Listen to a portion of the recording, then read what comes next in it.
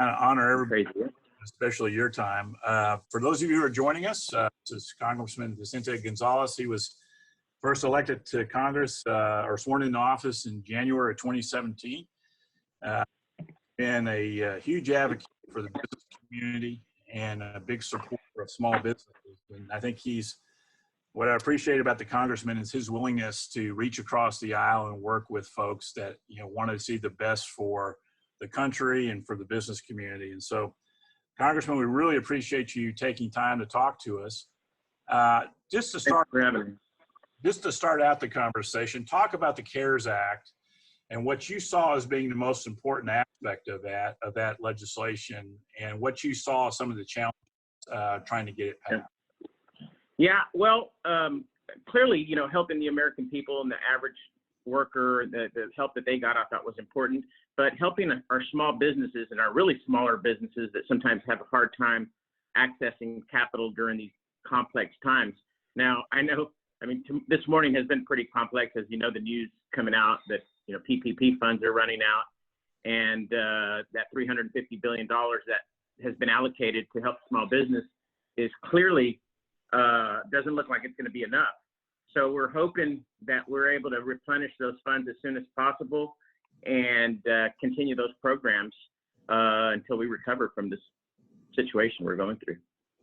What do you think the challenges would be on the fourth round of the stimulus package?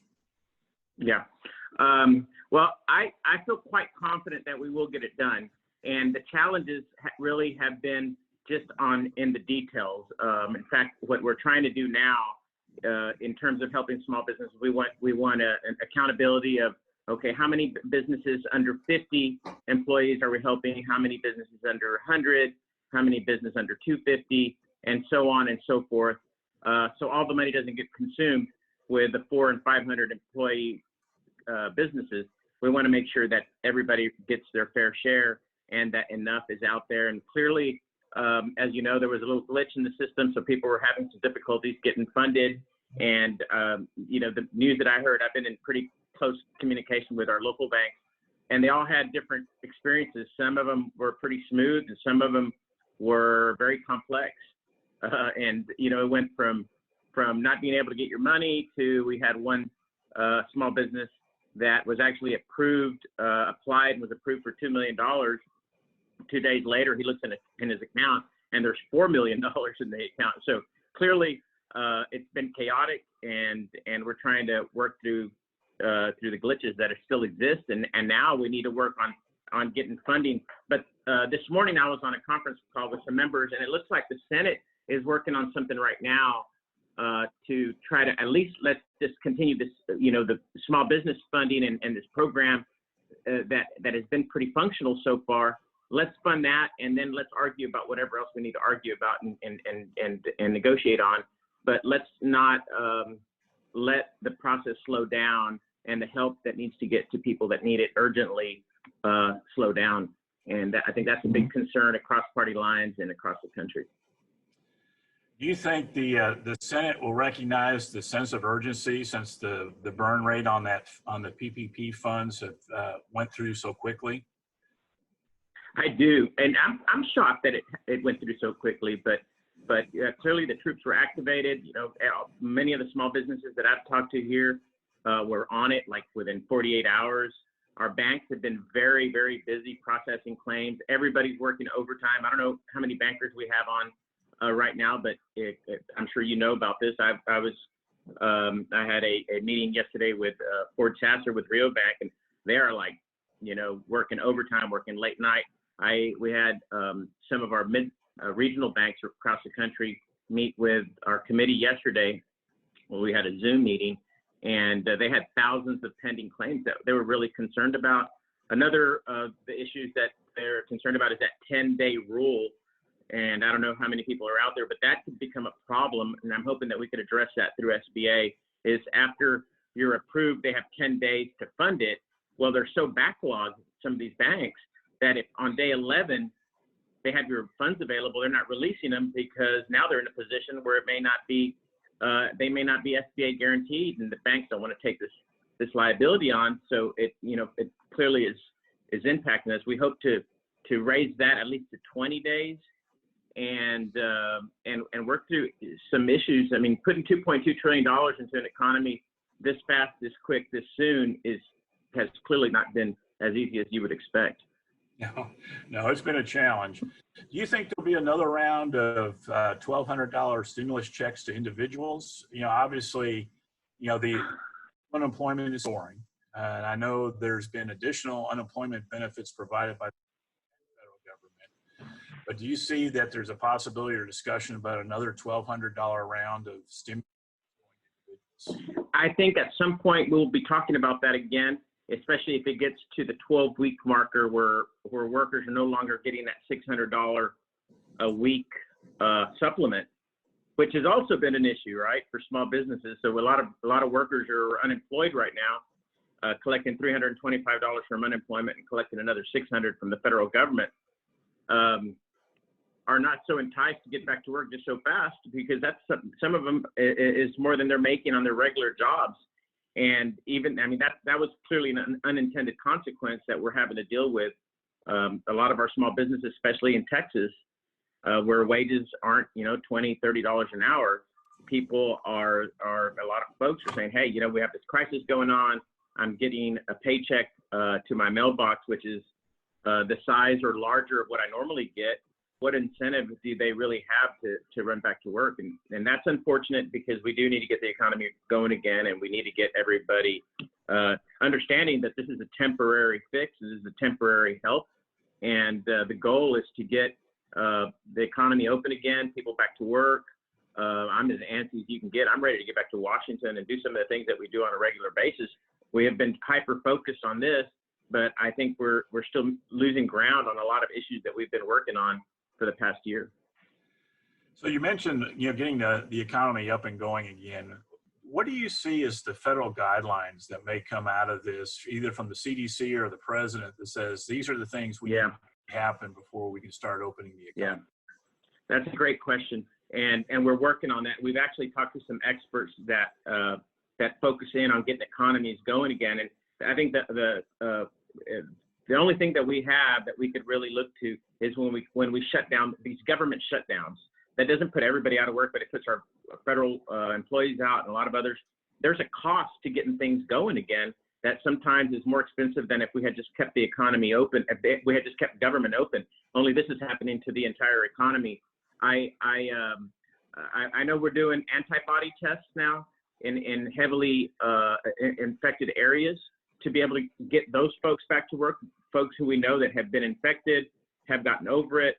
Some had treatment, some just naturally got over it, but they now have the antibody defenses to be able to deal with this virus. I think those are the first folks that we should be able to get back going and start with the most essential jobs and businesses and places in our economy that have closed down, that are still labeled as non-essential at the time, but as we clearly know, they're all essential in one way or another.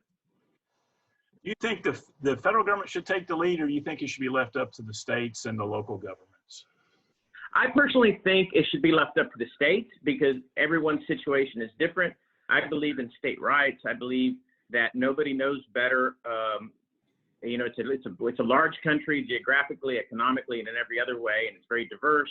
And I think that one size doesn't fit all. And I think governors and individual states are in a much better position to call the shots and make decisions that impact their local and state economies. As you talk to our area hospitals, have they expressed a concern that they're being stretched to their limits, or they feel like they have the capacity right now to handle any type of surge that we might have in this area? Right. Yeah. I think as of right now, we're okay, but clearly there's a concern. If we were to be highly impacted, where we had, 1,000 or 2,000 or 3,000 new patients that were infected and were in dire need of medical attention, and we're limited in ventilators, or we're limited in protective equipment for our healthcare providers, that would put a crunch on us. As of now, we haven't been hit as other parts of the country are. The experts that we've talked to have claimed to us, and I'm very cautious when I say this, but it's something for everyone to keep in the back of their mind, is that the most impactful period for our region, for our state, is going to be from May 1st to May 9th. So we're still 2 or 3 weeks away from the beginning of that, and that'll probably last 2 weeks. That will be our highest peak of new patients and new infections entering the system. And I think that we need to be prepared for that. I think we've done a pretty good job here in our region in getting out in front of it. I think we've prepared for other locations outside of hospital units to care for coronavirus patients. We still need more ventilators. If we were to increase in those high numbers, we have another 2.5 weeks to work on that. And we're doing all we can, but it's been a regional coordinated effort between our county judges, our mayors, the county judges, our neighboring county judges. And honestly, I'm pretty happy with the way things are going. And I talk to members across the country and try to compare notes on what we're doing and what they're doing. And I certainly think we're on target. Great. I'm going to ask Sally Guetta. I know she has a question. She's chairman of the board. And she's a good friend of yours. So, Sally, take it. This is David and Sally. One of the questions that we have, besides the financial assistance, which I think there's a lot of information online from various sources to give us direction, but the thing that I'm concerned about is all these meat processing plants and the farm worker labor shortages and those kind of things. Is what kind of projections are y'all seeing in the federal government about how we're going to be impacted? Let's say 3 weeks from now, 4 weeks from now. As, okay, yeah. So that has been spend any time on that? Yeah. So that has been the most recent concern that has come up, and in fact, it was late last night. It was 10 p.m. and I was calling some of my farmers, local farmers that do business across the country to kind of get their feel on that. But the issue is, do we have the labor to harvest the food, and our transportation? How are our truckers being impacted nationally? I know we've had a reduction in the trucking industry. We certainly have in the harvesting labor, and but the risk on that was like 3 months ahead. So it wasn't like 3 weeks from now. It was like 3 months from now, from everything I was being told. But that's something that I'm still gathering information on, because this has been a concern, just a 48-hour concern that's been really raised to us in Washington. But I think being here in South Texas, there's some benefit to that. I think that we have a lot of agriculture, we have a lot of farming and ranching. So I think regionally, we probably won't be near as impacted as we would in other parts of the country would, especially larger urban areas. I know right now we have a concern with Mexico was downgraded. Their financial status was downgraded, and Pemex is in a very tight situation. They were threatening this morning to close gas stations down. Clearly, I hope that's just a political threat, because issues like that would impact trade, would impact some agriculture getting to our border, things like in that nature. But we're working on that immediately. In fact, if you ask me again tonight, I'll have a much more informed answer. I called some of the farmers here. I called Noel Borders, a good friend of mine, to see what he thought and his ideas of what's happening in terms of being able to harvest the agriculture and get it moved to appropriate locations. Congressman, we have a question from one of the viewers that says, can companies purchase the Abbott equipment to test their employees, which really kind of leads to the question about, wide-scale COVID-19 testing. Yeah. How do you see that? The short answer is right now you cannot, because there's not enough of those Abbott machines manufactured. In fact, we got one to Hidalgo County. I actually had to get involved with the manufacturer and their lobbyists in Washington to get us one, because they were trying to direct all the traffic to larger urban areas in our country that really need them. But there are being faster methods of testing. I know that they're doing some testing right now in Stark County where they have your results in 20 minutes. But in terms of a company doing it in their business, I haven't heard of that yet. And Abbott doesn't have enough apparatuses to be able to get to even all the hospitals. So certainly they're not going to be selling them to any businesses anytime soon. I know Israel has a machine that should be ready for the market probably in the next 30 days. And we hope to see some of those in the United States. Those have a 15-minute result. What they're doing in Stark County right now is a 20-minute test. That's pretty fast, but I still haven't heard of having those testing capabilities at a corporation where they're testing all their employees and they're handling it themselves. Sure. I think it's a good idea, though. Yeah. So another question from one of our viewers: subcontractors are having a hard time in terms of whether it's the PPP program or the. That's right. We're working on that, and I'm one of those. I have a small business that I still own, and I have rental property, and a lot of my employees are contract employees, and that was something that the SBA did on their own because it's not under the CARES Act. So we're having to deal with the SBA on that because they created their own rule on that. There is no language on the CARES Act that limits businesses and employers from not using these funds to pay contract labor. And that was just a clear maneuver by oversight within SBA. I think they're dead wrong. We hope to fix that.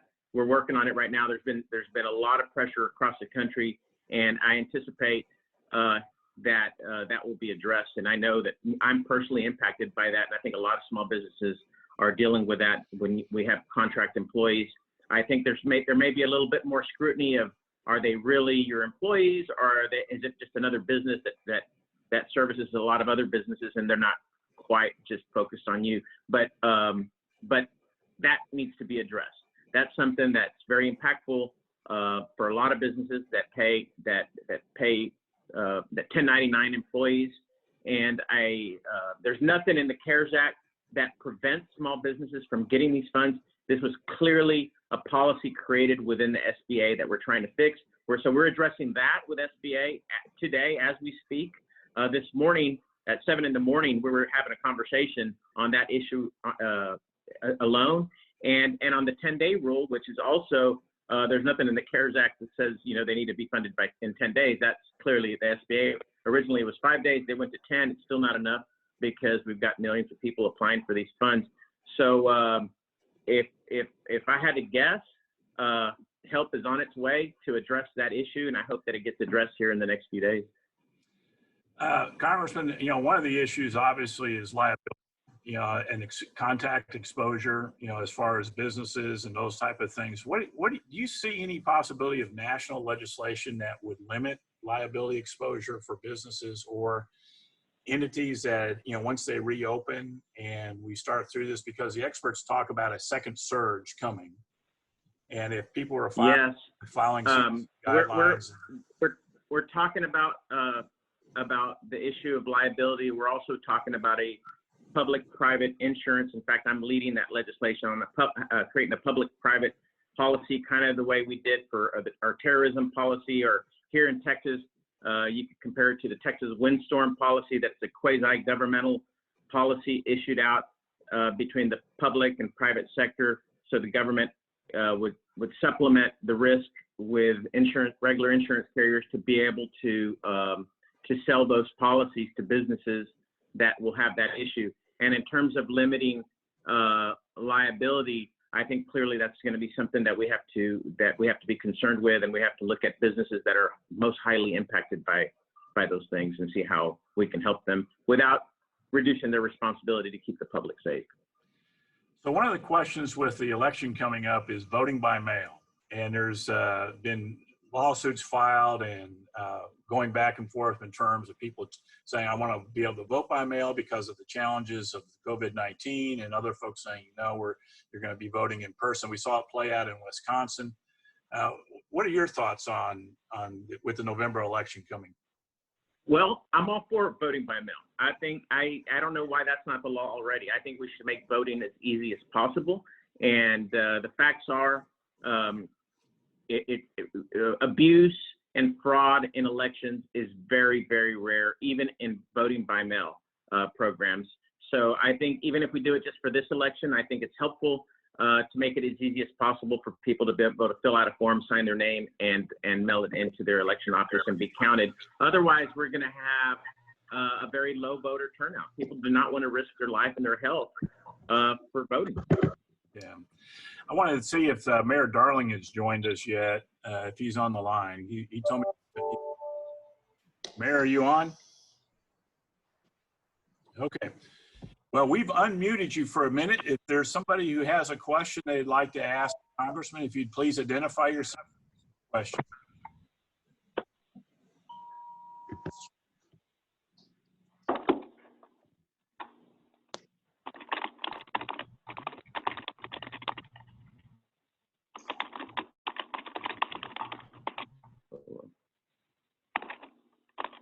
What happened here? Okay. Can you still see me? No. We 'Cause I did lost you. something. We can hear you. We can't see you. Okay. Let me see what the heck I did here.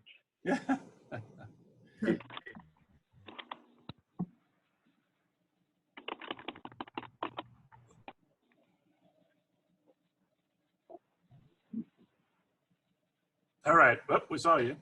We lost you. Oh my God. You there? Golly. How do I do that?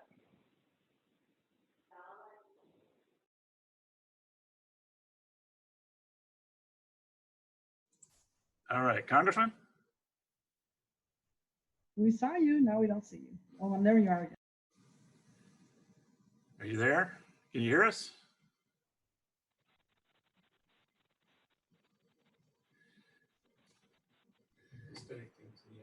Okay. Okay. We're waiting. Congressman got disconnected as far as audio, so he's going to get connected here in just a second.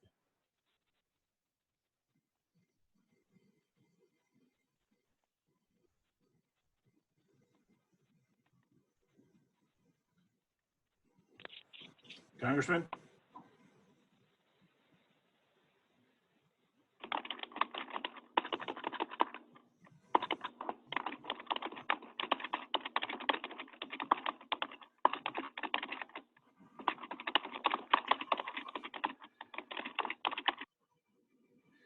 You hear him typing.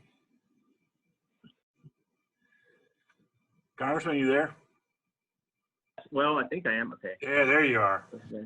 So we have another question here. Sure. It involves, let's see.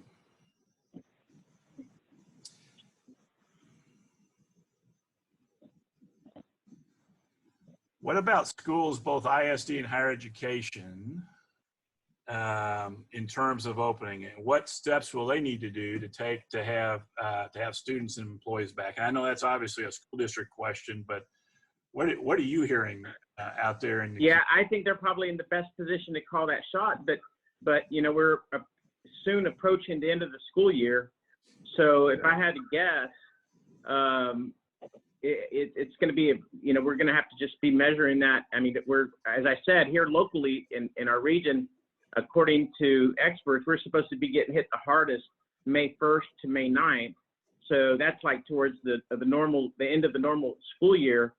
I think school districts are going to be in a very complex position to make that decision. And I think we'll have to do that as we go. But if I had to just take a guess on the way I see things, I don't see kids going back to school till the next school year, which is sad. I know that, they canceled a lot of high school graduations, or at least postponed them, high school proms, a lot of the events that occur at the end of the year. But we got to do what we need to do to keep everyone safe. And I think districts are doing a good job. And then another question is concerning higher education. Obviously, that's a year-round proposition. And again, that's being left up to the different education system, UT system, the A&M system. Do you anticipate getting back to a regular fall schedule, or do you think, what are they telling you?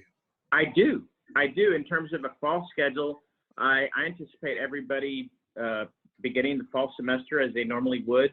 And by then, the curve has been flattened, new inflections are down. But we'll also have to be cautious as we get into the fall, into the following winter, that we don't have, another wave of this pandemic as they forecast. So that's something that we have to be careful with. And by listening to CDC and the Surgeon General and everybody who speaks about it, they don't know if that will actually happen. They don't know, and if it does, they don't know if it'll happen in the fall or in the winter. So I think those are all issues that we won't really know how we're going to go in, what decisions are going to be made until we get there. Okay. I think we've got the mayor on the line. Mayor, are you there? Yeah, I'm here. Okay, Mayor. Glad you could join us. I know you just came from your emergency management meeting. Yeah, I think openings and all that, I think you're going to see a greater responsibility on the individuals in any infection. In the flu area, if you had the flu, people kind of ignore it and spread it and all that. But you're going to see some responsibility to individuals that if you have things, you wear a mask, you don't go out, you don't spread it in the community. And then on the places that are open, additional things where they can monitor that kind of behavior, and also then gauging the safety of the open place. Instead of essential businesses, I think we're going to see the standard is if you maintain these standards, you stay open, but not necessarily based on some arbitrarily essential business criteria. Congressman, as far as the opening of the borders and the ports of entry, this region obviously relies on the trade back and forth between Mexico, but obviously retail trade and tourism coming from Mexico and folks going to Mexico. What are you hearing from Customs and Border Protections about when those opportunities are going to resume normal? Yeah, I think in terms of just opening the border in general, we're going to have to be dealing with how. Did I get off, or can you still hear me? We can still hear you. Okay. Can you see me? We can't see you, but we can. Okay. I don't know what I did, but anyway, I think the biggest concern you know what you look like, trade. You know what I look? Okay, good. I'm still learning how to use this Zoom thing, so we all. I know there's a call coming in, but I think the biggest concern is keeping the flow of trade going, and I believe we will. We want to see how Mexico handles this pandemic. I know AMLO wasn't taking it very seriously for a while. I think he's now had a little bit of a change of heart. I know a lot of governors and mayors across the country kind of took it upon themselves to do what they needed to do.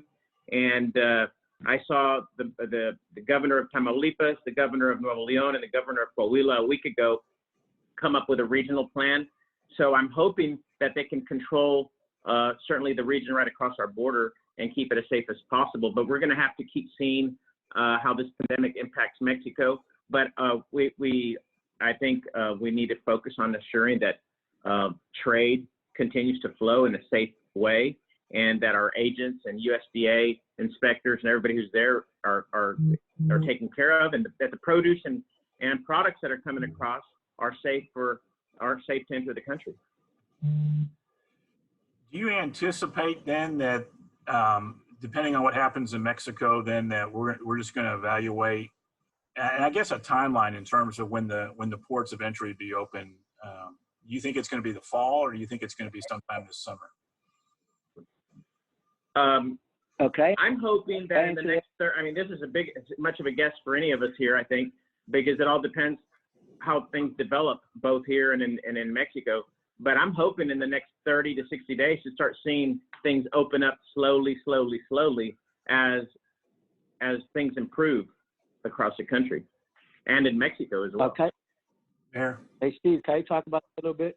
Yes, please. Yeah, I don't know what you mean by closed for commerce. They're fully open for commerce.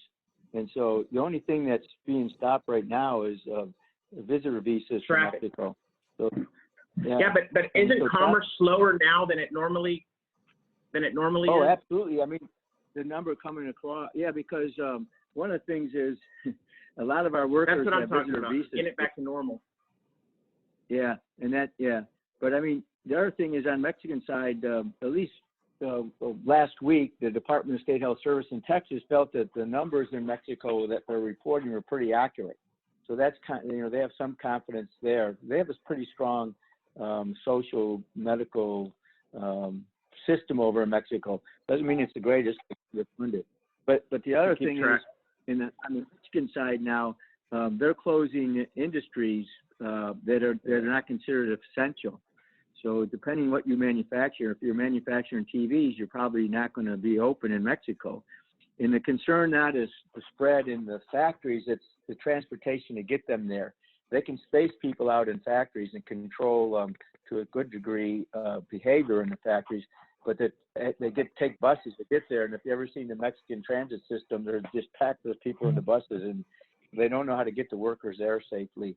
So we're going to see some even more on the commercial side slow down while Mexican deals with that.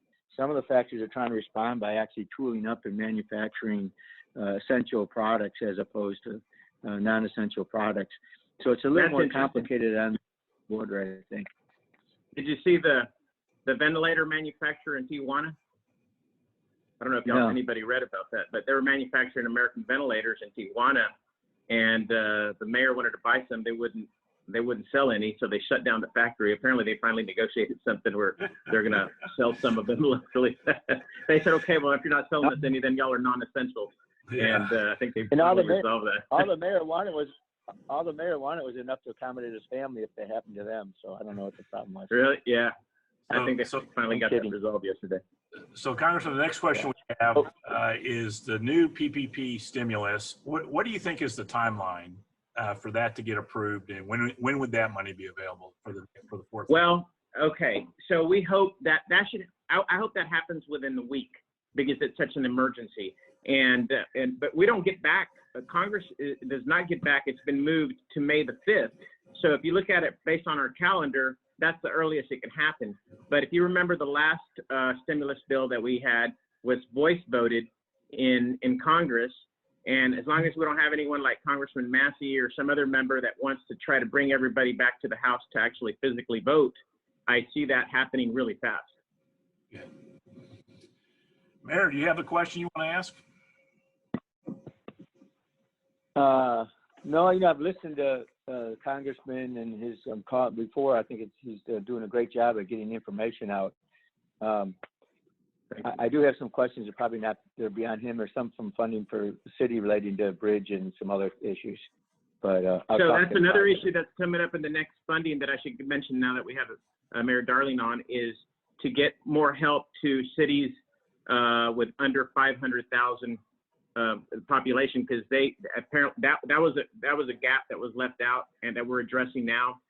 Also on the stimulus bill, the $1,200 check per person and the $500 check per person per child, we left out college kids who were claimed by their parents, so they didn't receive that funding. We're hoping to be able to repair that and get it done here in the next 30 days to be able to fill in those gaps to assure every city in my district, by the way, is under 500,000. So we were impacted by that oversight that we're working on, and apparently there's no argument on getting it resolved. So that's something that we hope gets done. Well, actually, there was a recommendation, Congressman, because there's 1,100 cities in Texas, and a handful of 10 or less have 500,000. And so the issue was, we'll just send it to the state and let them handle it via the way you do FEMA. And we just said, it should be direct from the federal government to cities under CBDG or something like that, an existing program, because getting it through the state is just another it doesn't work out very well for us a lot of times. Yeah. Unmuted. We have time. We have time. If someone else would like to ask a question before we wrap up. Steve, can you hear me? Yes, Rick, we can hear you. Rick, Congressman, again, I want to thank you very much for everything y'all are doing, and you too, Jim. But I think my question. Thank you, Rick. It is paramount that we get that funding done, and we can't wait to pay the bill. We've got to get something sooner. What can we do to do that? I'll call my report and just.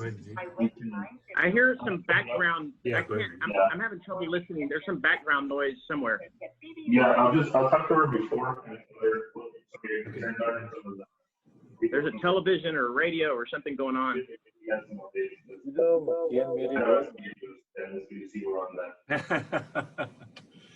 Okay, but Rick, to answer your question, we're trying to get it done as fast as possible, hopefully within the next week, in terms of PPP funding and those most urgent issues and things that nobody really argues about that we need.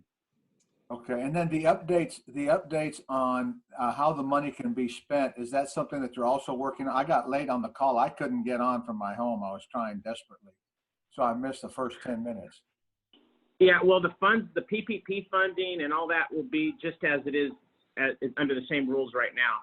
The issue that we're trying to also address is the contract labor issue for small businesses and Correct. PPP, to assure that if your employees are contract labor but they work for you directly and you handle you're their main provider, economic provider, that we assure that we can get the funding to those small businesses and can get them to their contract laborers and folks who they just 1099. Thank you very much. We have a question concerning with the social distancing and then people being required to wear a mask and taking temperatures. Do you think there's going to be some type of legislation to mandate that when people travel or when they move?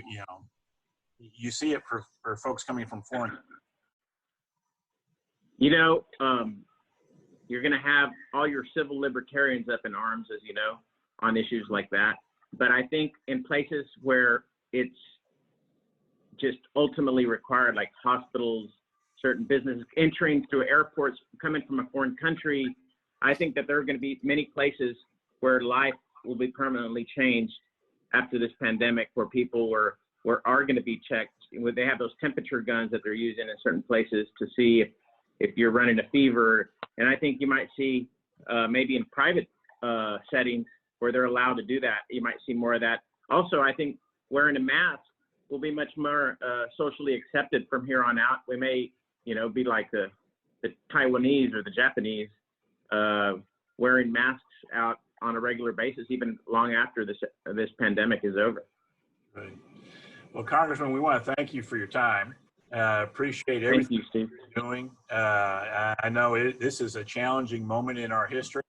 It's unlike anything we've experienced before. I want to thank you for your efforts. I want to thank you for always being available to answer questions. Thank you.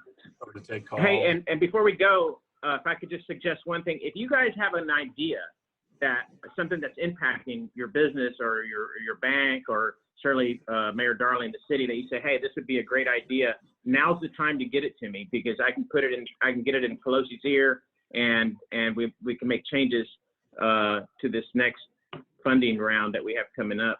So if there's something that you think could make the system a little faster, smoother, easier, or somebody's falling between the gaps, let us know. Congressman, thank you. And we wish you well. God bless you, and keep up the great work. Thank you. God bless you guys. Thank you. Thank Look you. forward to seeing you Thank you, again Ken. soon. Thank you all.